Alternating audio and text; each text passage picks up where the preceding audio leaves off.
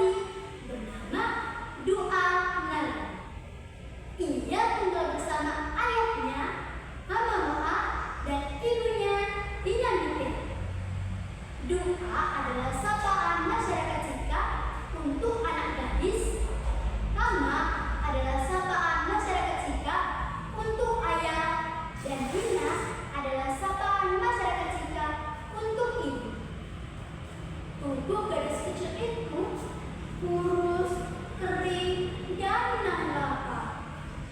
Namun, di balik kelemahannya, ia justru mempunyai watak yang luar biasa. Setiap hari, Doa Nalu selalu disiplin bangun pagi, mendahului terbitnya matahari.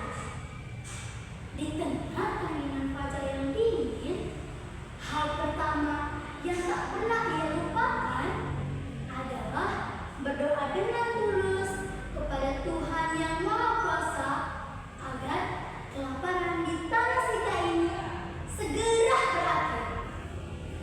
Setelah fajar menyingsing, Doa Nalu kembali menunjukkan rasa kepeduliannya yang sangat tinggi dengan rajin bermasyarakat. Dengan langkah gontai, ia berjalan sekeliling gubuk, menyapa warga desa yang putus asa, dan memberikan senyum penghiburan kepada teman-temannya di tengah bencana kelaparan. Namun, ujian yang lebih berat ternyata telah menantinya. Pada malam itu, dalam tidurnya yang gelisah, Mama Moa didatangi sebuah mimpi yang mengerikan. Wujud leluhur agung muncul dari kepulan asap. Suaranya menggema bagai guntur di relung jiwa Mama Moa. Wahai Moa, tanah ini menuntut pengorbanan suci. Tangis kelaparan takkan berhenti hingga darah daging yang paling kau kasih menyatu dengan bumi. Serahkanlah putri tunggalmu, sebarkanlah tubuhnya di ladang, maka dari situ akan lahir kehidupan baru yang akan memperingatkan seluruh masyarakat Sika. Mama Moa pun terbangun dari mimpinya dengan keringat dingin yang membasahi sekujur tubuhnya. Menghilangkan nyawa anak gadis satu-satunya yang berhati mulia, hati ayah mana yang sanggup? Pada pagi harinya, dengan hati hancur lebur yang ia tutupi dengan wajah tegar, Mama Moa pun memanggil putrinya.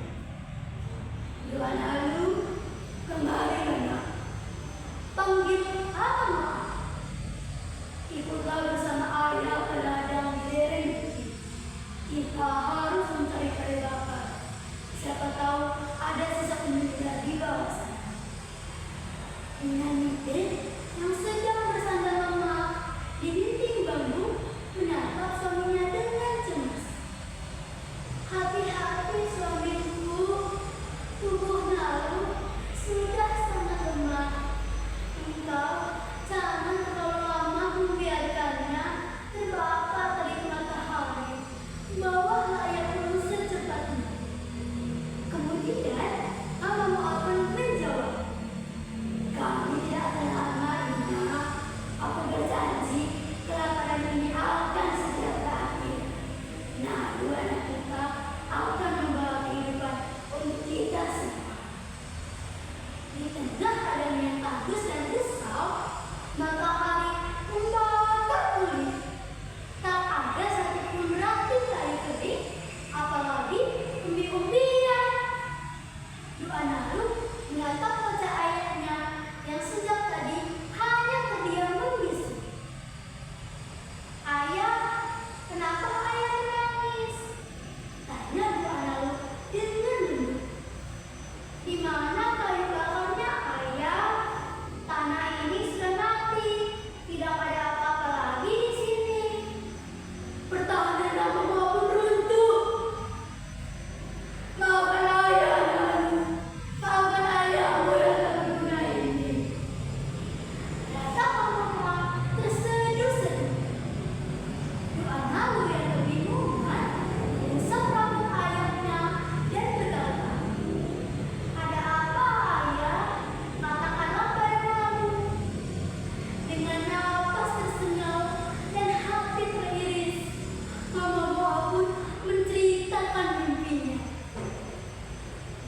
saat itu doa Nalu pun terdiam.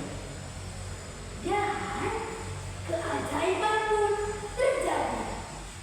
Tak ada rasa takut di matanya. Rasa cintanya pada masyarakat mengalahkan rasa takutnya akan kematian. Ayah, suara doa Nalu terdengar begitu tenang. Apakah jika Nalu mati, ibu tidak akan lapar lagi? Apakah teman-teman desa yang sering Nalu kunjungi bisa tertawa lagi? Iya, Nak. Leluhur berjanji akan memberikan kehidupan. Tapi ayah tak sanggup, Nak. Lebih baik ayah yang mati. Doa Nalu pun berlutut, menyejajarkan wajahnya dengan sang ayah dan menghapus air mata di pipi keriput ayahnya. Jangan menangis, ayah. Nalu berasal dari tanah Sita ini. Dan sudah saatnya Nalu kembali untuk diliburkannya. Ucap gadis itu tersenyum tulus. Jika tubuhku bisa menjadi makanan untuk kalian, ambillah dagingku dan sebarkanlah di atas tanah ini. Nalu, anakku. Mama memeluk tubuh rapuh itu untuk terakhir kalinya. Setelah melepaskan pelukannya, dengan hati hancur lebur dan air mata yang mengaburkan pandangan, akhirnya Mama pun menghilangkan nyawa putri kecilnya. Begitu darah dan daging doa Nalu menyentuh bumi, gemuruh panjang membelah angkasa. Hujan pun turun dengan derasnya, dan tanaman yang mati kembali bernapas. Beberapa hari kemudian, dari ladang tubuh doa Nalu disebarkan, muncullah tunas-tunas hijau. Tanaman itu tumbuh dengan subur, merembet dengan bulir-bulir bernas yang berwarna keemasan. Itulah pare yang artinya padi. Ketika Nalu berlari ke ladang dan melihat hamparan padi emas itu, ia menyadari kemana putrinya pergi. Ia pun menangis dan memeluk bulir padi itu dan merasakan kelembutan doa Nalu yang ada di sana.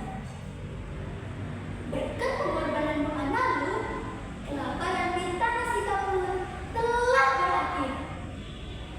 Nah teman-teman, itu dia dongengnya. Bagaimana suka tidak dengan dongeng? Sekian dongeng